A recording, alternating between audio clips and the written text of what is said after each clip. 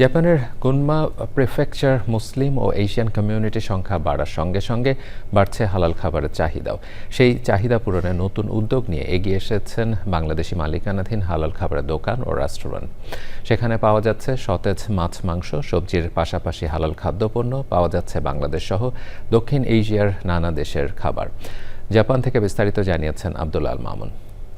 জাপানের ব্যস্ত নগর জীবন থেকে কিছুটা দূরে গুনমা প্রিফেকচারের তাতেবায়াশি শহর, আর এখানে গড়ে উঠেছে হালাল খাবারকে ঘিরে নতুন এক বাজার, গুনমা হালাল ফুড।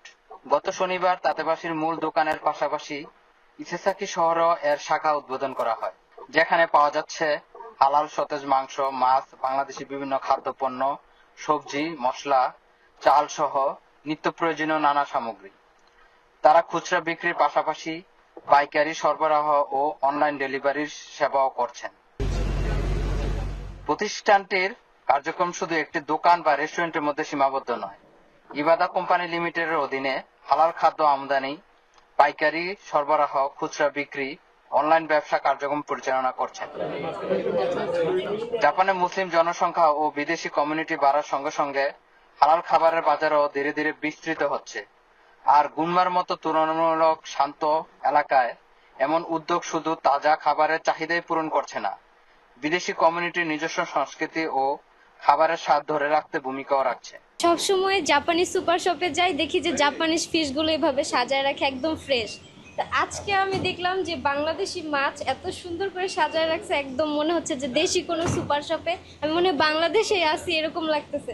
তখন ফিল করতাম যে তাজা মাছ যদি পাইতাম, কবে বাংলাদেশে যাব, কবে তাজা মাছ খাবো।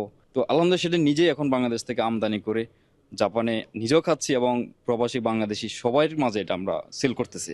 এই দোকানে এসে মন ভরে যায়। বাংলাদেশি পণ্য দিয়ে প্রায় সবকিছু আছে, সব বাংলাদেশি পণ্য, বাংলাদেশের শাক, বাংলাদেশের মাছ।